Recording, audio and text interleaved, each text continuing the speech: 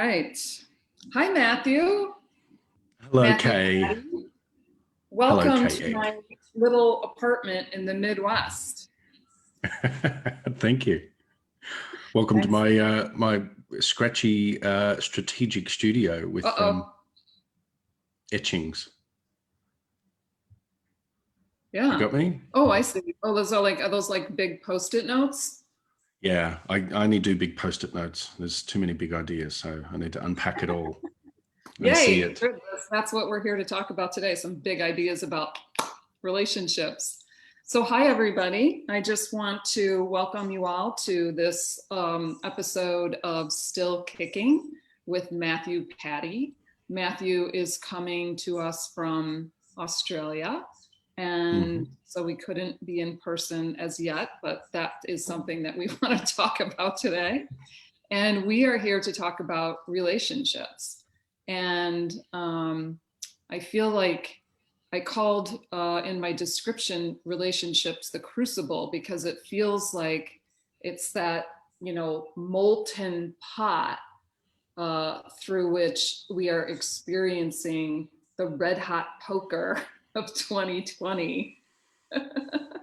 you know, I mean, it's Such explosive language. Yeah, but I mean, Yeah. I think that's kind of how it feels for people. If Mm. you're just joining us, I'm live with Matthew Patti, and we are on Still Kicking, and we are going to be talking about relationships tonight. So thanks for joining us. So one of the things that I think is so why the reason why it's so potent is because all of the extraneous stuff has been removed from our lives, and especially at the beginning of the lockdown, we were either in close constant proximity with our relationships, or we were removed from them like constantly, and like maybe not, that's not exactly what we wanted. So it was kind of like an extreme petri dish, I guess you could say. Mm. Absolutely. Yeah, Absolutely. It's I brought up a wanted, lot for a lot of people. yeah, so I wanted to start out today by talking a little bit. I went back to the episode that we taped, which was prior to lockdown, and we actually talked quite a bit about relationships. And one of the things that you were talking about was that in your awakening in 2012, you were doing a lot of unwinding of your relationships, and other things as well. And I was wondering if you could describe a little bit like how that felt, and whether this has the same energy behind it, that this is like phase two of extreme unwinding. Mm. Great question. Yeah, I love that observation in that too. Definitely.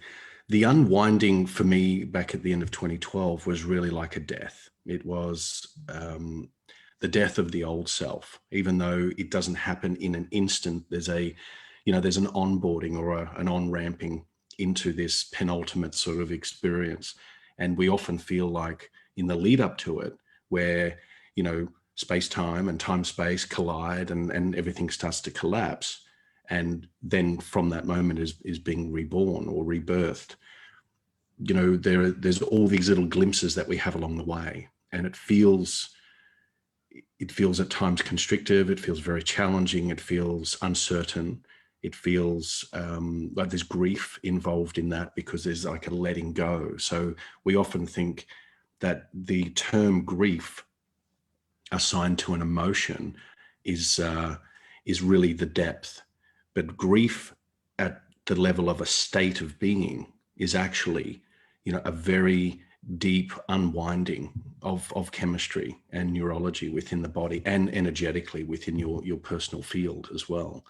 Hmm. So in relating it to this, it feels like something similar and yet the spell that I've called it as such for, since it all started, it is really a spell that we've had this cloak or this fog descend on our being because it feels like it's being brought upon us rather than by choice. And so for the first period of time, we're wrestling with it and trying to fight against it, and we're trying to find our way through it and make sense and meaning of why it's occurring. And still many people are doing that. And yet really at the depth of it, it's the greatest invitation, because this invitation is an invitation to birth ourselves at another octave of consciousness, another point of awareness, a grander, more expanded view of the self, because it's priming us. I believe it's priming us for what will ensue over the next decade, for relationships, communities, how we do life. Yeah. Yeah. Well, how does that relate to relationships? Like if that's like a really unusual situation for conscious people to be in, to have something so significant to be cast upon you. Like that's usually, we like to think like we have a role in what is unfolding, So how does that weave into and out of the relationship situation? Like what does that bring up for you in the context of relationships? Well, relationship wise, I start to think of like concentric circles, almost like a bullseye, or you drop a pebble in a pond and you've got that ripple effect. So you've got your inner circle. And for me, I'd started to feel early in 2019 that there was a change in my relationship environment, in that petri dish called relationship. So that inner circle was starting to change because I was changing. My ideas were changing. I was asking different questions. My desires were starting to take on a slightly different sort of bent, like being more exploration, more adventure, different types of conversation. So I started to get the glimpse back then. So the inner circle tends to be, number one, either the first to be transformed or the last, because we resist it. And so as you go out, then it's those people. For me, it was, well, I'm no longer having those conversations with those types of people. And quite often relationship is, for me, is I look at, number one, you can say, well, that is a male or a female, and this is my relationship to them. But really at the level of gender, it's energy. And so that type of relationship is what I'm holding as a state. So I'm sort of thinking, well, these are the types of relationships that I'm unwinding from, these types of conversations, this type of energy. And so we remove the mask or the veil of the identity of each of the people and start to see that there's a rhythm or a pattern starting to play out. And I think for me at the beginning of 2019, that was that evolutionary leap that I needed, So I started putting a lot more emphasis on North America rather than Australia, and, spending more time there and, meeting new people and getting invited to new things and having new experiences as a result. So that was part of that preparation, but part of that evolutionary sort of, journey, looking back on it now. So really relationships for me started to change because I started to ask, what is it that I want in my world? What types of relationships? Because relationships always make us feel, they make us feel a certain way. So what is it that I want? Oh, yeah. Yeah. Yeah. Wow. Of course, I hadn't really thought of it that way, but of course it's like so obvious. Yeah. Like relationships are just one big gelatinous mass of feeling. That's all that they are. They're just this etheric and tangible all at the same time. So one of the things that I've really been wanting to ask you, and I just want to take a minute to say hi to everybody that's joining us today. Thank you so much for joining us. If you have questions, please write them in the comments and Alex will send them off to us. But you are a coach primarily of sorts. And I hope that's how you would define some of the work that you do. But so I'm guessing, and because you do have a global clientele and practice, and you do travel a lot, I'm wondering so you probably are used to doing a lot of connecting with people online, virtually, when you're staying connected with them. And I want to talk about the difference between being with people virtually and being with people in person, because I'm like so tired of living virtually. Like I can, it's not enjoyable to me anymore. At first it was like good stand-in, but now it doesn't feel like a good stand-in. And I just want us to all say like, this is not enough for us. Like we have to be together. But what's your, that's my 2 cents, but what's your 2 cents? Oh yeah. Absolutely the same. Yeah. So because I'd positioned myself pretty much online a couple of years back. And so most of my consultations, 99% of them are all virtual. So I got to have, I established myself virtually, and that worked for me because I didn't have to travel to see clients. I didn't have to be at their office or my office or whatever it needed to be. However, when the imposed lockdowns and the change, this mist or fog, this spell, that's when I really started to feel what I've always wanted as, a reasonably private sort of person. I have my intimate circle and I love, hanging out with those people. That's where I started to miss.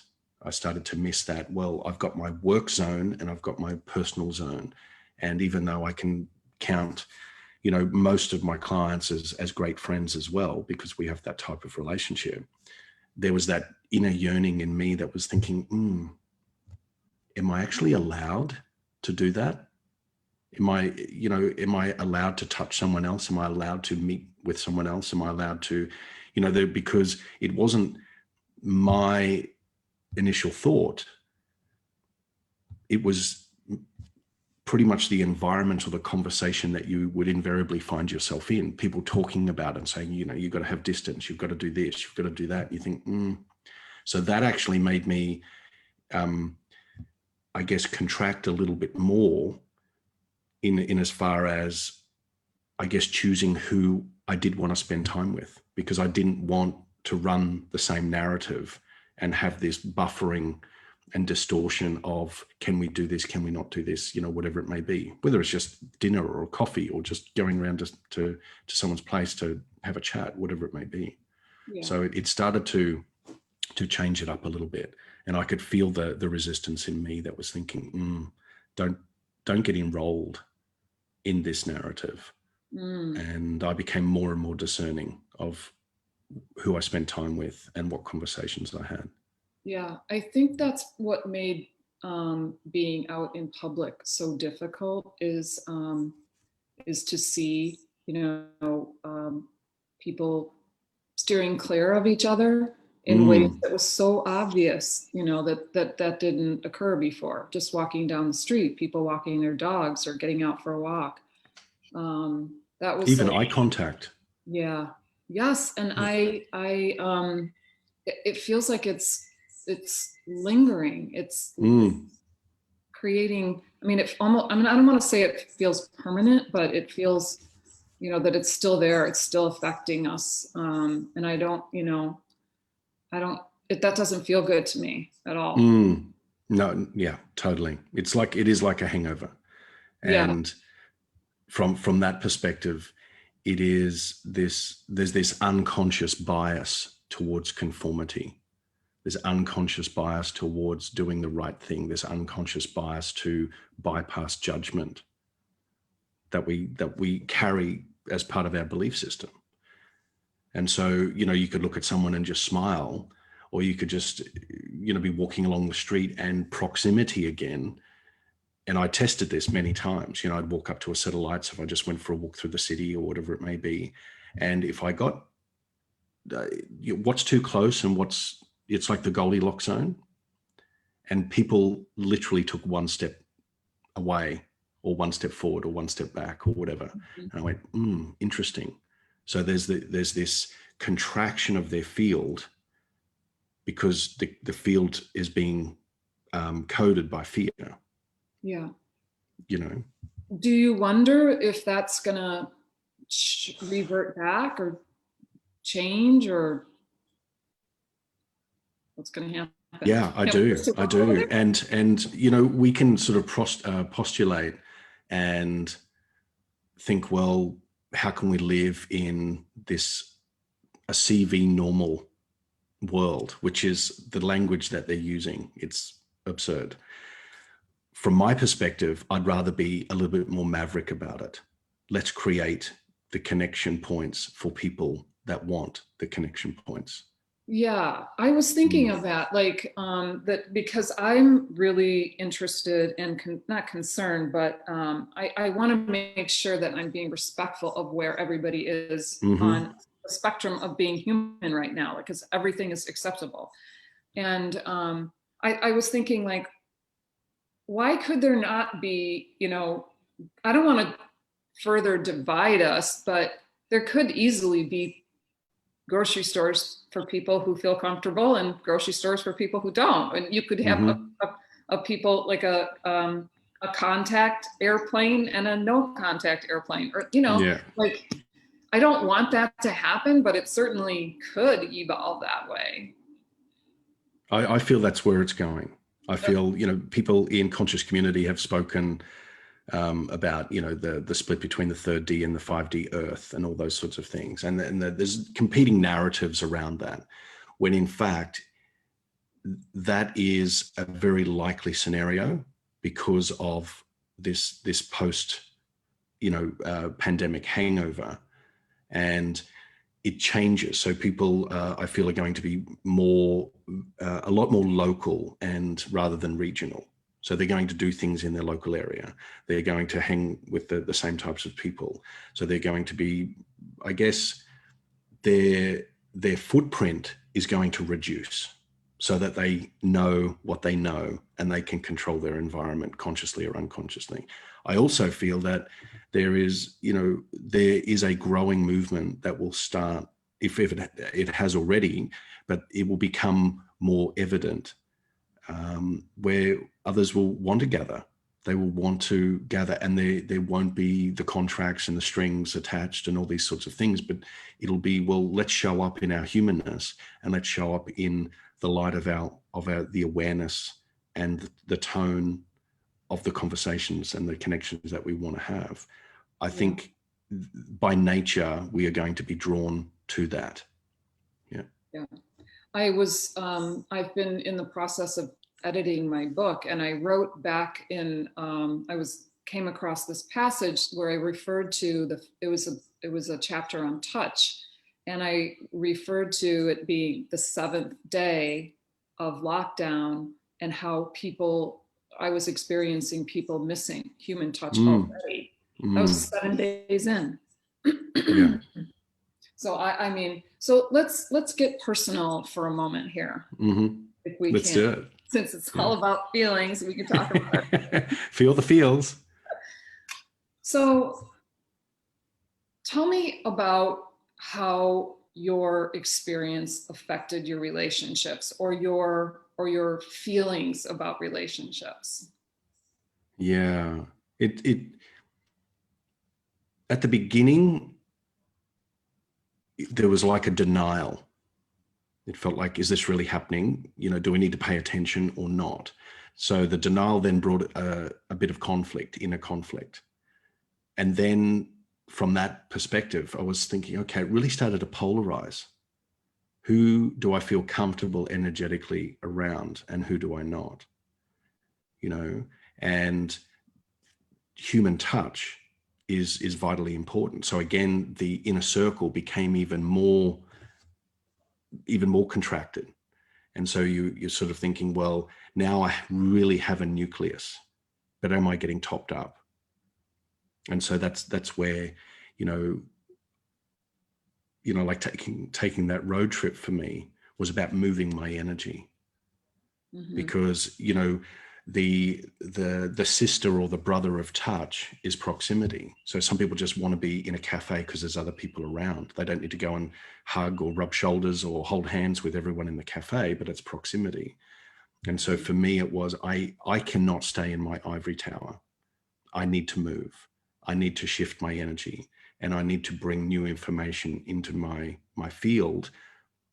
At the beginning, I observed it and sort of thought, well, is this a bypass? Are you trying to run from your feelings? And for the first month of jostling whether I was going to go on the road or not, it was. I was pushing it down and I was getting frustrated. And I thought, this is BS. I don't like it. It's rubbish. Because what blocked the touch and blocked the connection was the same narrative that everyone defaulted to. It was no longer the weather. It was this thing called blah, blah, you know? And I just went, yeah, I'm not interested in it. Yeah. And so for me, sorry? Did you find a lot of people to talk to about that? No, I found a core group of people, and typically, you know, my clients, you know, you would be the same, you know, you have the intimate group of people that you can bounce ideas off and talk about things. But I didn't, you know, and that was really exposed when I was traveling. So, you know, I booked the first month in the motorhome. I thought, well, you know, Queensland's not in lockdown. I'm going to go around Queensland and feel my way through it. So I transferred the idea of touch physically to experience a beta version of touch through movement and being around different environments that weren't in big cities. The big cities are the swarm environments, swarms of conversation, swarms of consciousness, swarms of narrative, swarms of BS. So I wanted to leave the big city. And I think a lot of people are doing that for that reason. So they could open themselves to receive new information and potentially, you know, with that view of making new contacts and new connections. Yeah. Well, I know for me, I don't have like an intimate relationship, but I have, you know, a lot of children. And I noticed that some of the positive things that came of it, and my kids are really spread out anyway, so physical proximity doesn't happen that often. But I found myself becoming really curious about what their experience was, because you know, I just was super curious. And so that curiosity let me get really close to them in a closer, and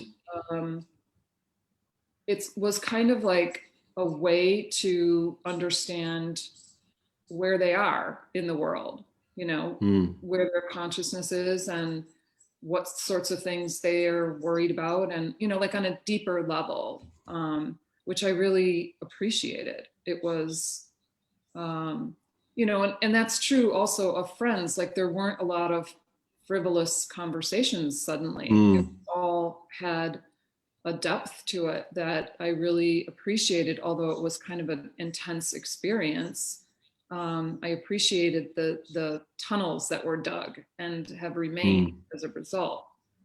But so I wish that I could have, you know, gotten there a different way, but that's one of the silver linings for me. But yeah, the clouds have been that they're like the thing that we don't talk about really is what is exchanged between people. You know, bugs, yeah, but that's like such a small part of it, like bacteria and virus, like so small, literally and figuratively. But there's so much, you know, like the love and the support and just like the electric connection, and I don't know, it's like it's magical too. We get healthier when we're together too. I don't know what the physiology of that is, but we're keeping each other healthy in a web because we raise to each other's vibration, right? Like a healthy person is vibrating absolutely highly, and when you're in their proximity, you're healthier, Mm-hmm. right? So, Absolutely. yeah. Well, one of the other things that you talked about in our first conversation was that when you were allowing relationships to fall away naturally because you were awakening to a new level of being, that you initially were encouraging and hoping that people were going to come along with you. And Mm-hmm. you noticed that when you really dug down deep into it, that that was actually a crutch for you, that you didn't really have the courage to go alone. You were wanting company on the journey. Mm. Can you talk a little bit about that and whether that has any relevance in what you were experiencing in your relationships this time around? Yeah, I think it's a really good leap from acquiring the knowledge of what I did last time, which is human nature. I'm going on this journey. I feel the pulse or the move, the dynamic to shift. Do you want to come with me? Because there's safety in numbers, but there's also safety in the known. And so when I look back, and I think this started at the beginning of 2019, where I thought, well, I need to create my own environment. And I'm so sure that it will arrive because I'm not defining something by what I think of it. I'm defining it by what I feel about it. And so I since 2019, and especially the early part of this year, I felt a lot more confident and a lot more resilient, and I guess more maverick in my decisions. This is what I'm going to do, even though it might have taken me a week or a month to decide on that. But yeah, I felt that was the obvious next step, because Yeah. we still are seeking a little bit of permission or a little bit of company. However, the pulse was strong enough to say, no one else is going to do it in your environment. They're living their own lives. They're doing the things that they want to do on their terms. Lead your life. Lead your life. And in Yeah. order to lead it, you must first be, the pointy end of it, the leader, but you also must follow yourself into that decision. Yeah. And so that's why, leaving the apartment and going on the road really helped to cultivate that a little bit more, Yeah. which did bring up some other things along the way, like, some points of loneliness, making up my own songs and driving along and those sort of things, and thinking, okay, this is really about the self. It's all about the self. Get to know yourself, man. Yeah, I'm glad you brought that up because we actually had a question coming in because you and I have a similar circumstance where, we mostly live alone. You have children, but you travel a lot, and my children are older. And but the question was, how do you um, navigate it when you're stuck in the relationships with the people, like you have a house full, you have a partner and you have children and nobody's going anywhere. How do you find the grace and the awakening when you're in that soup? That is a hot soup. Mm, that is a hot soup, and whether you want to call it clam chowder or some Ukrainian broth, I don't know, but it's yeah, a number of, and this is actually what did come up for my clients, because my clients are beautiful reflections of what is evolving in the world. And so for me, it gave me an insight into something more tangible than just observing it and hearing it from the outside. Because, so in answer to the question, every single person in that dynamic is going through change at a slightly different rate. And as I observed, it's like a graphic equalizer. People are sliding up and down at different points. Some two people out of a 5-person family may be having a great day. Someone else is having a meh day. Two other people are not. And so how do you equalize and bring balance and harmony to that environment?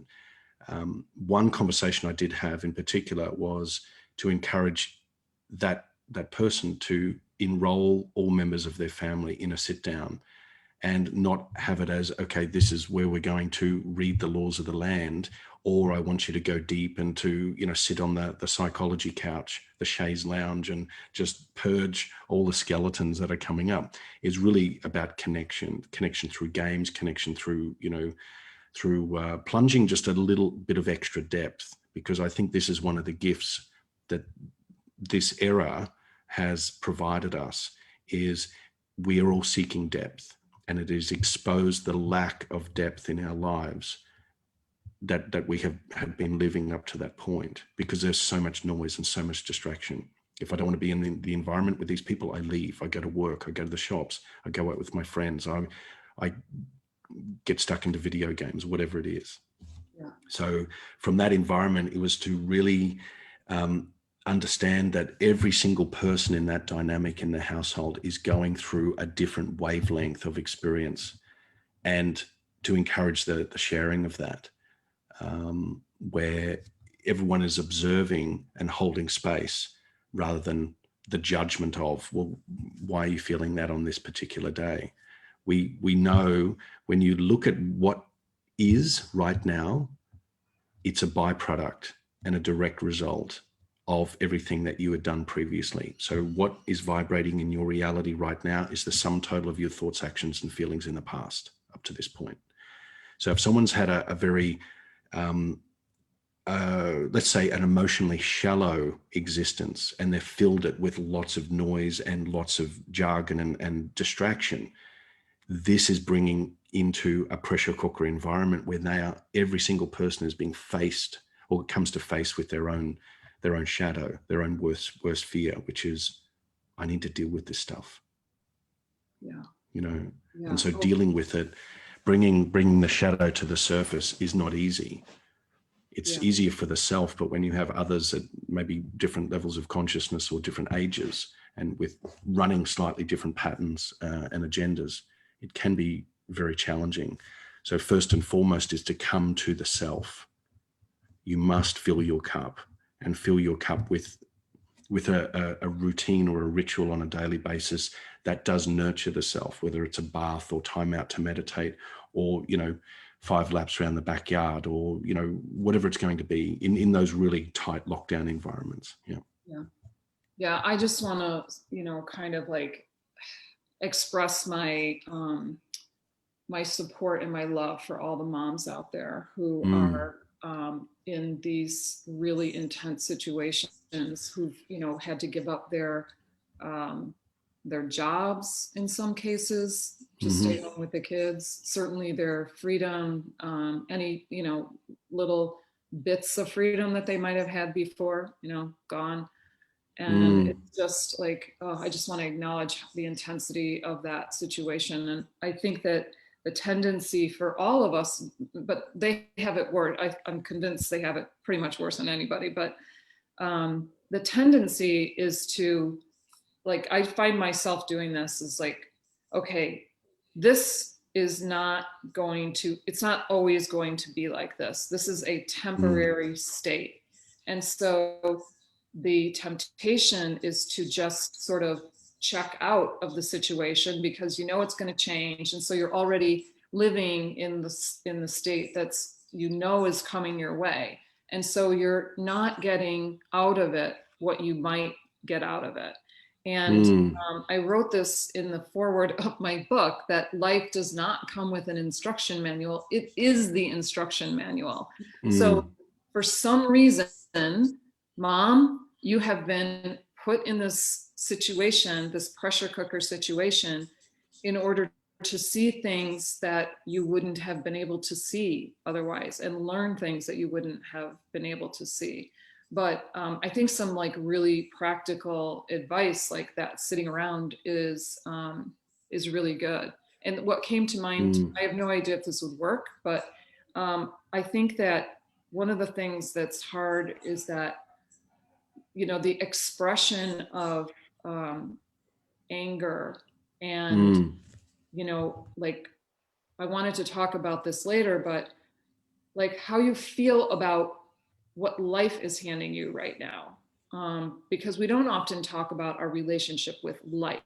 We talk about our relationship with ourselves, our relationship with others, but not about like, what the hell, this sucks. Mm, And I feel like if there were a way for people to express their, those sort of, what you think of as negative emotions in a positive way, like writing like your hate notes instead of your love notes and putting them in a paper bag and burning them in the backyard or something. Like I feel like fire and like breaking things are should not be off the table. Not don't break anything fragile, but like go buy some cheap terracotta pots, get some glasses and a hammer, and hmm. do some banging. Totally. Do some banging. That's right. Banging and clanging. The but yeah, because part of being contained, excuse me, is also part of our energy feeling trapped. So energy is expression, and it seeks expression. And so I totally agree. It's go and do something that moves the energy that feels trapped in the body, move it into the physical world. Whether it's a hammer in the backyard, whether it's painting, whether it's doing nude cartwheels at midnight, whatever it's got to be, or screaming into a pillow. The release and the discharge of energy is really important, and that's why a lot of home environments are incredibly fragile. And that the fragility of relationships has really been exposed, because now it's like, well, how do I escape that, or how do I escape those feelings, or that sort of behavior from someone else at extreme environments. But also, what adds to our resistance, and this is what I learned and am still learning, is when you feel resistance, don't try and control the flow of it. Allow it to come up and to be purged, and say exactly what you mean, exactly what you're feeling in that moment. Be of honor, honoring the self as well as honoring others without losing it. But at the same time, what seeks expression is actually a new level of truth, because the world is not the same. Education is not going to be the same. I mean, you would know this too, Kate. A lot of children are now learning from home, and a lot of parents are now saying, well, homeschooling is easier than I thought it would be, or it has its challenges, but I can see where it has merit now. So there's a whole landscape and the shift in the dynamic of these institutions, or the institutional thinking that we've been enrolled in and that we've accepted and lived by. So it was a great question, and it is, I think it's that question of what does life mean, rather than my relationship with the self, or what does life look like now? Mm-hmm. Because it comes down to purpose. What's my purpose? And what is rising up in us and not having to be pushed down or restricted in its flow is an expression of a new life.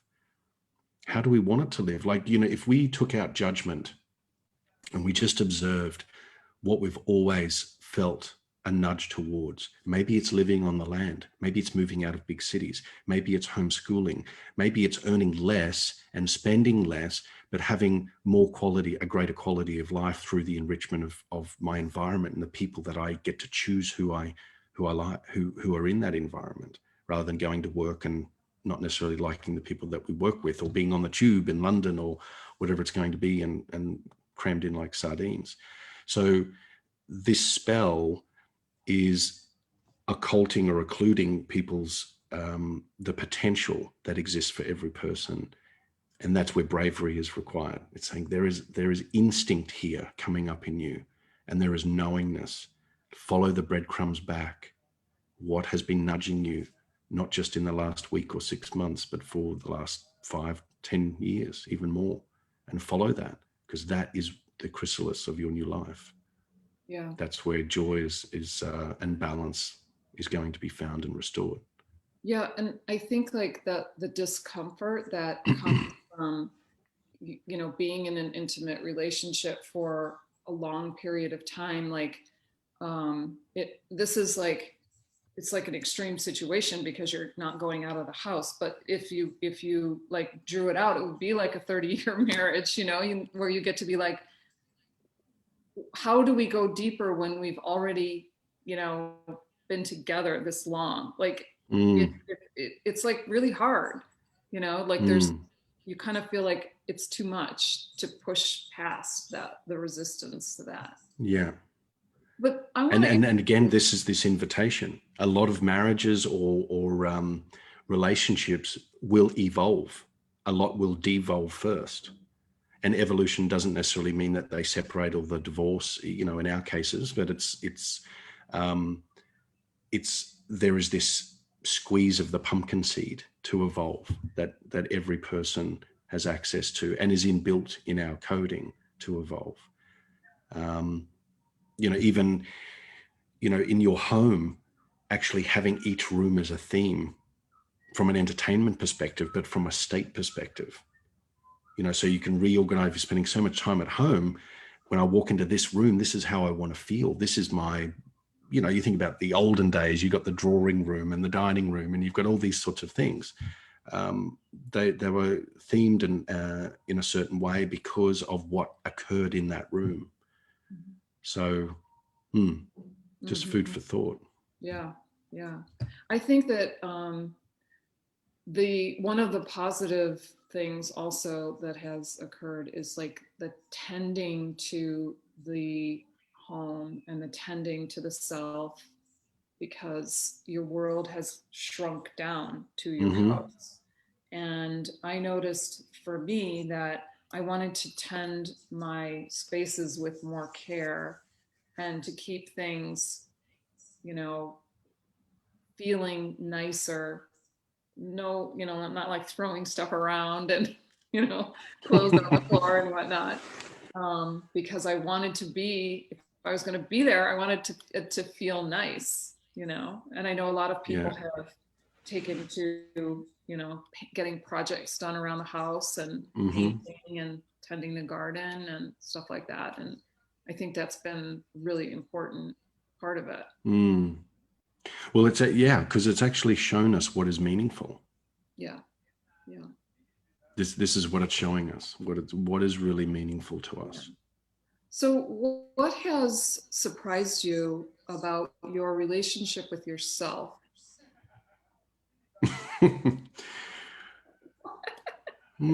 Good question. And the chuckle, I'm not sure. What surprised me?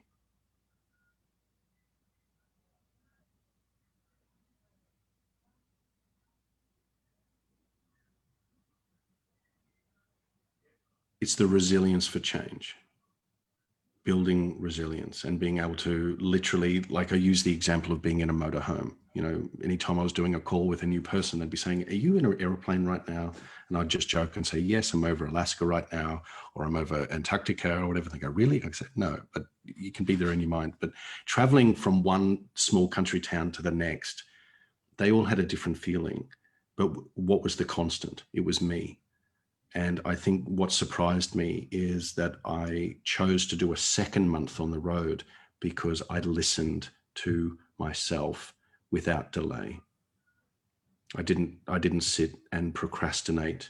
I just sat and observed for a couple of days and I thought, I'm not ready. I'm not ready to come back to the city. Mm-hmm. I'm not ready to stop this journey.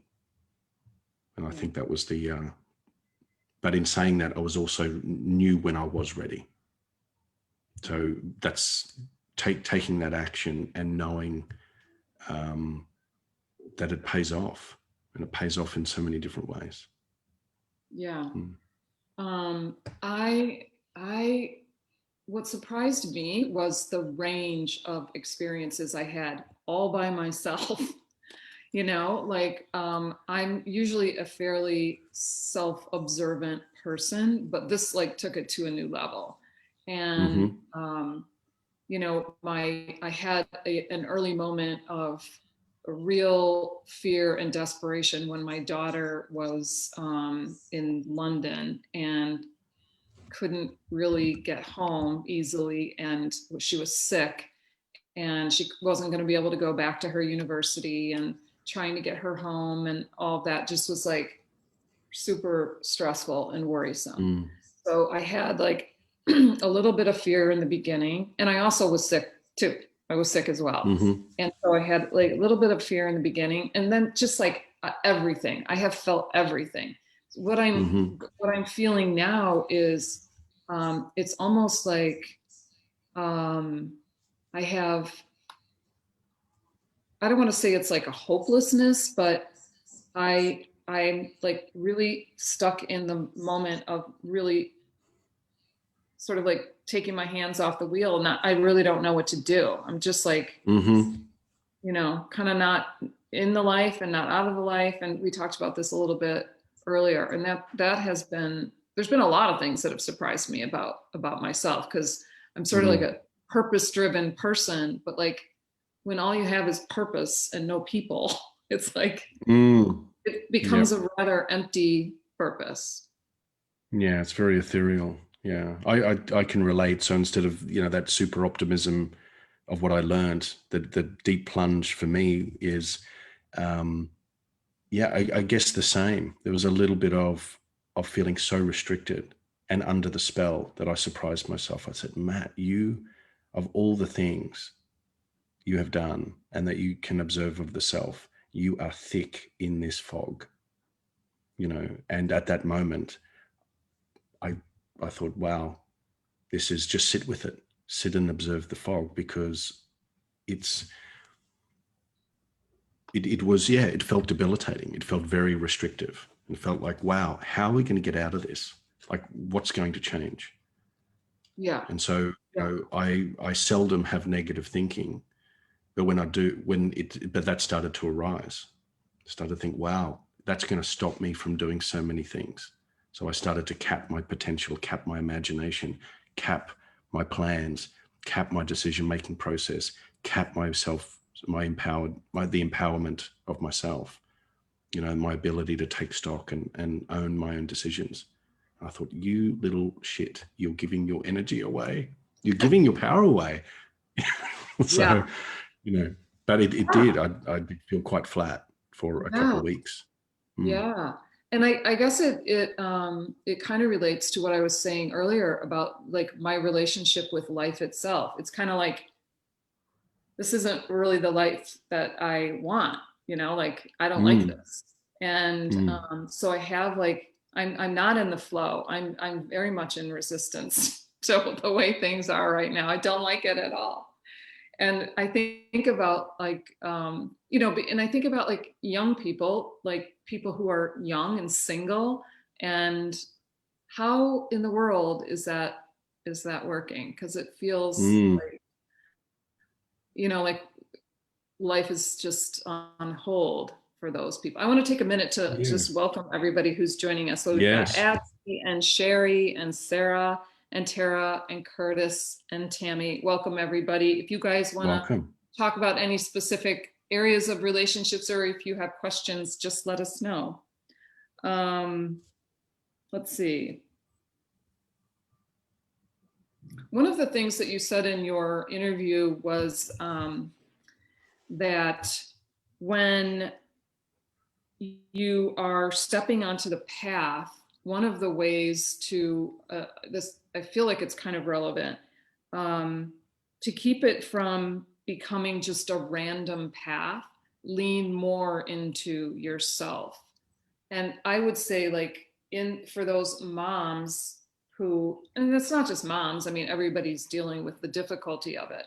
But when you do come up against a situation with the family, it's not about the family. And you alluded to this earlier. Lean into yourself and figure Mm. out what's coming up. Why do you feel that way? And why are you feeling that way? Not just why are you feeling that way, but like, what is it trying to teach you? What's deeper, deeper, deeper layer of that Mm. feeling, Yes. Yeah. And so, yeah, the we may be,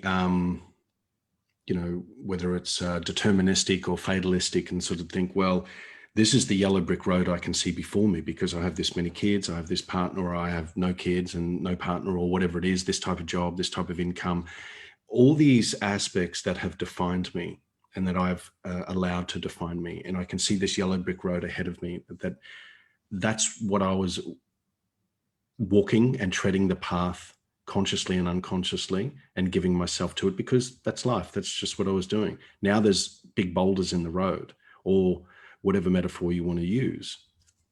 And I feel I'm blocked from that path. So now it's when things start to come up, as you alluded to, because we have spent so much time pushing them down and bypassing and filling the gap with sugary sweets when instead of a really healthy meal, i.e. distraction and things that just give us the hit straight away. We're now faced with, maybe I don't have enough time for myself. Maybe this yellow brick road that I always thought I was on, that I would be surrendering myself, my will, my desires, my happiness, whatever it may be, until a future date, because that's what I'd enrolled myself into. And now that the tether or cord has been cut or clamped, now I'm forced to actually deal with, what is it that I really want for my life? What is it I really want for myself? And for mums especially, that is a really tough question, because a lot of guilt comes up. But, that's at the expense of other people. Well, no, not necessarily. So I think boundaries and borders, or boundaries and the like, have had to be required now, because of proximity. We have so much proximity to those people that, in family, those people that are sort of locked and feel trapped at times in their own house and in their own garden or whatever it may be, that it's become a curse. Yeah. So really, what is it that I'm coming face to face with? Yeah. Is it that I feel lonely in a house full of people? Is it that I feel constantly tired and that I'm not getting fed emotionally or energetically because I've been a people pleaser, or I've willingly given all my energy away so that I can be loved? Yeah. So it actually goes deeper, and it's very raw. And in bringing it to the surface, it's vulnerable. Yeah. Necessary to grow. That brings up such an opportunity to actually learn to express what you do need. And that is something that I've never been good at. And I'm sure there's a lot of women who have not been good at that. And that you can't run to the grocery store to calm down. You can't, go call a friend and have coffee. You have to sit there, and it's the opportunity for everybody to say, this is what I need. And what does everybody need? And how are we going to make this work so that, we are getting what we need? Yeah. And it's the same when people start to wake up. They're starting to wake up with new information. And in order to find yourself, you need to leave the village. No master ever attained greatness in the village.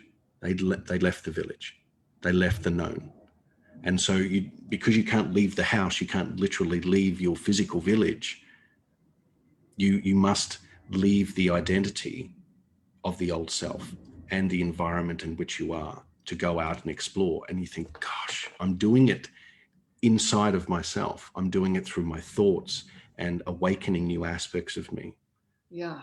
And Wow. What would it be like for a mom to proclaim for a day or a week inside the house that they're not going to be a mom? That they're not a mom? Yeah. What would that be like? I mean, nobody would like that. I know that for sure. Well, it's funny, because until you reach that point, you're probably going to be the first one that wouldn't like it. Because of, I would get pushed back, or they wouldn't do anything anyway, or they would do things wrong, or I'd have to clean up after them. And So there'd be all this because I've constructed the scene. I've actually constructed my own universe, and the game is exactly the way that I've designed it. So I can maintain control of my environment, and I can get things done, and I can. So when you're there, yeah, that's the enrollment process. Wow. It's saying, I have an inner child. I have needs. And I saw that in my parents. I remember growing up and I think, oh, adults, they're adults. They just have different needs. They're parents. What do they need? But you don't really think about that. But then as you get older and you become a parent, you think, wow, I'm still a person. I'm still like my teenage self or my 20s or my 30s. There's aspects of me that still live and breathe and function within me. They need to be expressed and explored. Yeah. Yeah. I think it's really healthy. Yeah. Yeah. I want to talk about one last thing before we go. And I'm really curious, like, okay, you've got all this time. I mean, people are working now, so maybe they don't have as much time as they did in the beginning, but like, what is a healthy amount of distraction? Because you can't be meditating and examining yourself 24 hours a day, minus 4 hours of sleep. No. Like we are doers. Like that's what I've Mm-hmm. learned. It's like I couldn't believe how busy I was in my house doing, like Mm-hmm. I had to like make my meals, and then I had those, like I was doing stuff all the time, and I wasn't really sitting doing nothing other than, the occasional meditating or doing some yoga. But and I tried to spend time just sitting and contemplating as much as maybe more than I usually do. But it's like we're human beings and we do stuff. So what Mm-hmm. is the appropriate amount of distraction? And what did you do to distract yourself? Like, what are your go-to distractions? Wow, that's a good question. The appropriate amount, obviously, it's relative. However, it depends what you define as distraction. So for me, it's what's this balance, finding this balance, and it doesn't necessarily need to be super structure on each and every day, that this is when I wake and this is when I go to sleep and this is how I account for each hour. Because we run in rhythms and cycles, our energy and our thought processes from day to day, week to week. For me, it is about feeling more into the now. If I do not want to do something, I've learned just not to do it in that moment. If I call something a distraction, well, actually, I don't anymore. So I don't judge something as a distraction. I just observe it as being another expression of energy.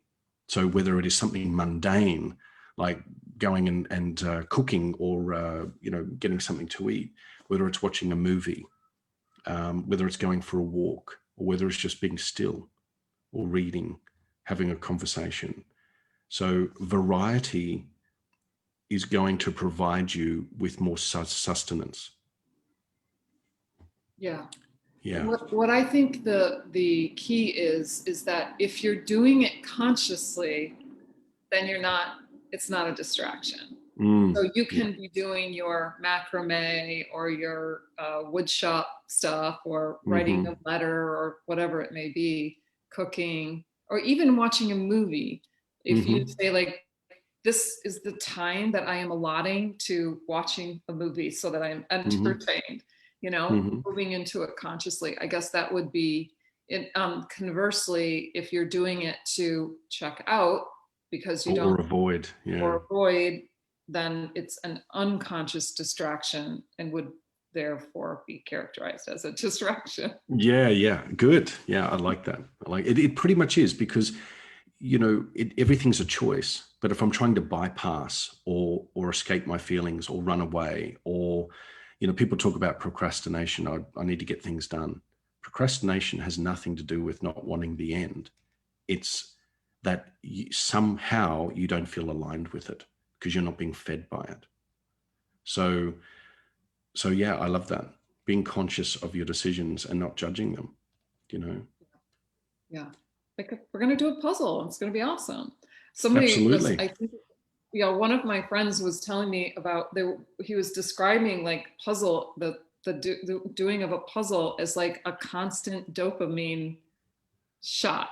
You know, like every time that little piece goes in, it's like feels so good. That's right. Got That's the eye so of the fish. true. Because Winning. Yeah.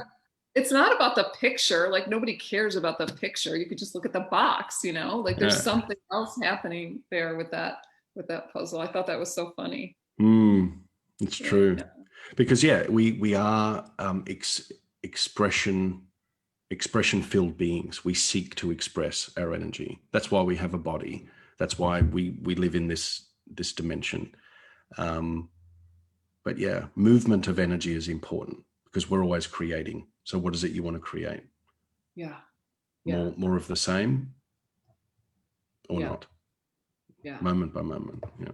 I love that.